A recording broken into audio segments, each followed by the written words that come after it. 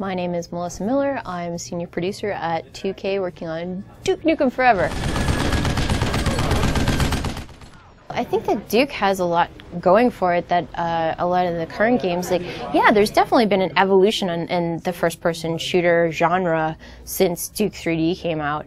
But at the same time, like, a lot of where it's gone has been, people and development teams who are trying to achieve a more mature tone, which is awesome. I worked on the Bioshock 1 and 2. Like, I get that, and I think that that's awesome that there are people out there trying to raise the quality level like that of the just games in general. But there is something to be said for a game that sole purpose is just absolutely to have fun. And it's not about, trying to prove some kind of innovation, to stand out from the crowd. It's just, no, this is just fun. And that's the end of it. And as well as having a character who is so unapologetic and balls out about an un-PC, like, there's just something really, really compelling and attractive about that type of personality, in addition to one that kicks ass, as much as Duke does. So that, it's just this combination of even though Duke is this character, who in video games years is very old, he feels fresh and new because there's just nothing like that out right now. In addition to the gameplay, which has so much variation. When was the last time you played a first-person shooter that had puzzles? And Duke doesn't just have puzzles. Duke has all, like, driving and machine guns and everything, and there's just so much about it in addition to the humor and the larger-than-life personality of Duke. Vegas is the perfect environment for that because, this is where big-name people, like, come and just, live this life of luxury, him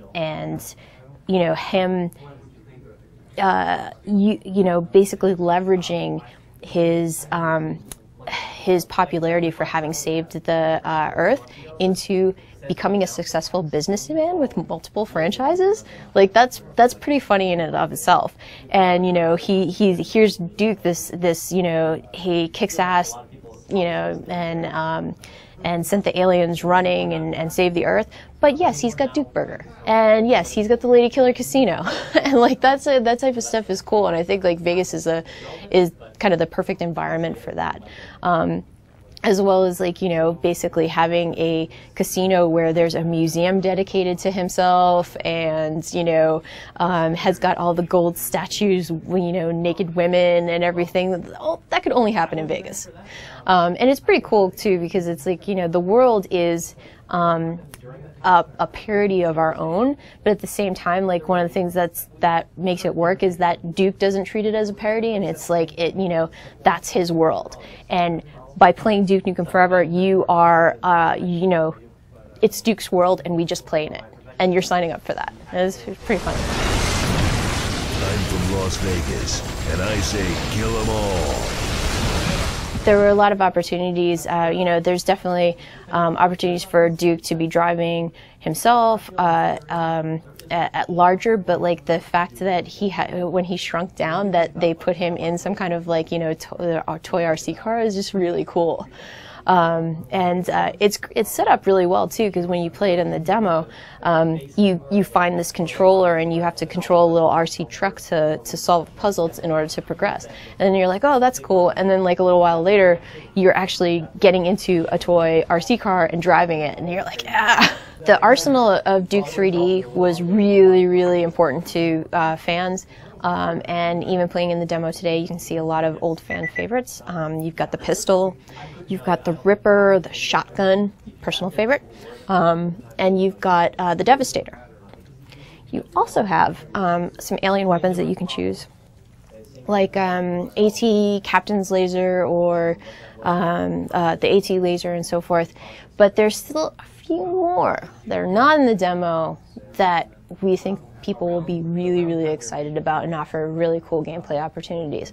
Pipe bombs as well, trip mines. Pipe bombs are awesome. We're really excited about people having a chance to play around with those weapons, and the way that the game is balanced, like you're obviously going to have weapons that you need when you need them, but because you can only carry 2 at a time, it gives you the chance to experience everything versus just like, oh no, I'm going to take the shotgun and I'm going to carry it through to the rest of for the entire game. You can do that. It is possible. I think still my favorite thing about the game is the peeing. I thought it was so funny. I just peed at every toilet I found when I first started playing. Get this big guy back into action.